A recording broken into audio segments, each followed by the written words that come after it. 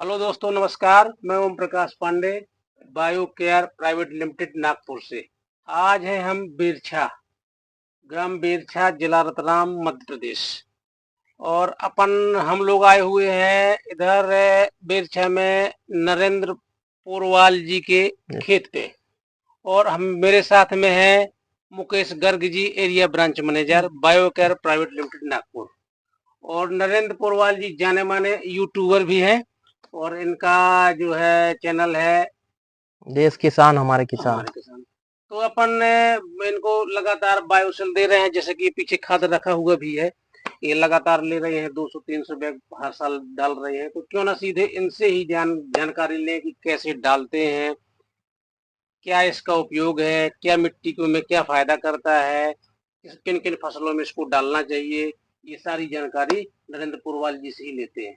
तो हाँ सर, ये मैं पूछ रहा था कि सर ये किस में डालते हैं? ये अपन वैसे तो सारी फसलों में उपयोग कर सकते हैं। अपन सोयाबीन में डाल सकते हैं, मक्का में डाल सकते हैं, मूंगफली में डाल सकते हैं, खरीफ की फसलों में। बाकी रबी की फसल में अपन गेहूं, चना, अलसी, सरसों, मटर, प्याज, लहसुन, इन सब में काम करता है। पर ये विशेष रूप से जो कंद वर्गीय फसलें होती हैं उनमें तो इनका इतना बेस्ट रिजल्ट दिखा कि आप मतलब सामने देख सकते हो रिजल्ट की हाँ इसने काम किया है। हमने कुछ जगह में डाला, कुछ में नहीं डाला, तो उसमें अपने को ट्रैक्टर से जब हकाई होती है तब से लेके अपनी फसल जब तक निकलती तब तक इसका रिजल्ट देखने को मिलता है। अगर अपने ने एक साल डाल दिया सोयाबीन की फसल में, तो अभी हम रबी में हकाई कर रहे हैं ना, तो उसमें भी अपने को परिवर्तन दिख रहा है। जहां पर ये डला है, जहां पर नहीं डाला, दोनों जगह में। जहां पे नहीं डला हुआ वहां पे ट्रैक्टर एकदम से पकड़ कर रहा है, हार्वेस्टर से कटाया है तो वो नरमपन नहीं उसमें। जबकि अभी जहां पर डला हुआ वहां पर ट्रैक्टर एकदम से अच्छे से चल रहा है, पूरा पंजा अपन गहराई में कल्टीवेशन करके कर सकते हैं। ये तो बात हो गई। उसके बाद में फसलों में भी अपन ने पिछले साल लहसुन प्याज में भी डाला था, तो इसका कंद जो दबने की समस्या आती है अपने लहसुन प्याज में, वो इससे नहीं आती, क्योंकि मिट्टी भुरभुरी रहती है, पोची रहती है। उसके बाद दूसरा काम रहता है, इसकी जल शोधन क्षमता अच्छी रहती है। जैसे अपन पानी पिला रहे हैं तो कहीं पे भरा हुआ नहीं रहता, जल अच्छे से शोधन कर लेती है मिट्टी, और नमी बनाए रखता है लंबे समय तक। अगर आप पानी इसको डाल रहे हो और जहाँ पे नहीं डाल रहे हो वहां पे सिंचाई में आप 2 से 3 दिन का अंतर सामने देख सकते हो। तो जहां पर हार्ड मिट्टी है वहां पर भी इसका अच्छा रिजल्ट देखने को मिला है। तो ये काफी अच्छे से काम कर रहा है। उसके बाद में अगर मिट्टी मुलायम रहेगी, हमारी मिट्टी भुरभुरी रहेगी, तो उसमें स्वाभाविक है कि जड़ें भी अच्छे से चलेगी। नहीं तो नीचे हार्ड लेयर आ जाएगी तो जड़ें फिर ऊपर ऊपर ही चलेगी, तो नीचे जो लेयर में पोषक तत्व पड़े हुए वहां तक जड़ पहुंच ही नहीं पाएगी, तो वो काम नहीं करेगी। तो मिट्टी में नरमपन होने की वजह से इसकी जड़ें जो होती हैं उसमें डबल जड़ें जो फूटती हैं, द्वितीयक जड़ें जो बोलते हैं, जो कि पोषक तत्वों को पौधे तक पहुंचाने का काम करती है, वो भी इसमें काफी अच्छे से फूटती है। गुच्छेदार जड़ें होती है, तो जिससे कि जो भी जमीन में हम तो क्षमता पौधे की बढ़ती है और उसका प्रदर्शन बिल्कुल अच्छा रहता है, फसल का हरापन रहता है उसमें, जिससे कि हमारा उत्पादन जो है कम लागत में उत्पादन और क्वालिटी हम बेहतर इसको डाल के बना सकते हैं। इसकी जगह हम पहले जो सिंगल सुपर फास्फेट होता था, जिसको हम राखोड़िया खाद बोलते हैं, वो डालते थे। तो उसमें एक समस्या रहती थी कि मजदूर उड़ाने के लिए तैयार नहीं रहते थे, कि यार नहीं यार वो तो पूरा बिखर जाता है ना, पूरे भूत बन जाते हैं। तो वो समस्या थी। एक तो वो उसका नुकसान था। दूसरा नुकसान था, वो एक रासायनिक केमिकल से बना हुआ रहता है, तो उसमें कुछ भी लोग बोल देते हैं कंपनी वाले कि इसमें ये डाल रखा है, वो डाल रखा है, जबकि उसमें ऐसा कुछ भी नहीं रहता। वो चूर्ण रहता है, सिर्फ थोड़ा बहुत काम करता था, मिट्टी को हार्ड बहुत ज्यादा बनाता था।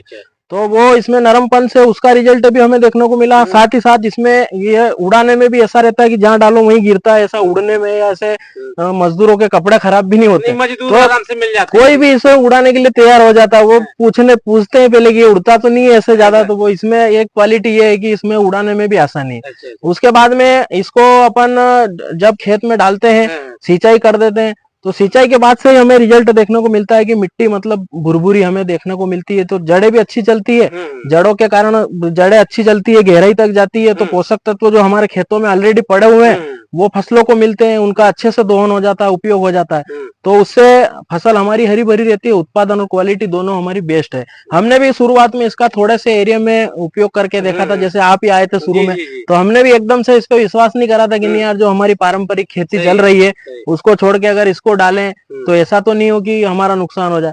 तो हमने थोड़े से एरिया में डाल के देखा था और ये रिजल्ट मिला। तो हम पिछले 2-3 साल से प्याज लहसुन की खेती में भी डाल रहे हैं, सोयाबीन की फसल में भी डाल रहे हैं, तो अच्छा रिजल्ट मिल रहा है। मतलब हमने जो पुराना जो खाद था वो छोड़ के अब इसको अपना रहे हैं। आसपास के किसानों को भी बोला तो उनका भी रिजल्ट काफी अच्छा मिल रहा है हमें, और उसकी तुलना में ये कीमत में भी कम है। जैसे हमने सुपर का भी अभी रेट पूछेंगे तो अपन 560 रुपए 70 रुपए है, कुछ कंपनियों ने और उसमें कुछ ऐड कर दिया है कि इसमें बोरोन है, केमिकल कुछ भी लिख देते हैं, तो वो 600 650 रुपए में पड़ रहा है, जबकि इसका रेट हमें आसानी से मतलब उनकी तुलना में काफी अच्छे से कम में मिल रहा है, तो वो भी हमें बेनिफिट है। तो अगर अपन 50 रुपए बोरी भी उससे अगर तुलना में कम अगर हमें मिलेगा तो वो भी हमें किसानों को फायदा है।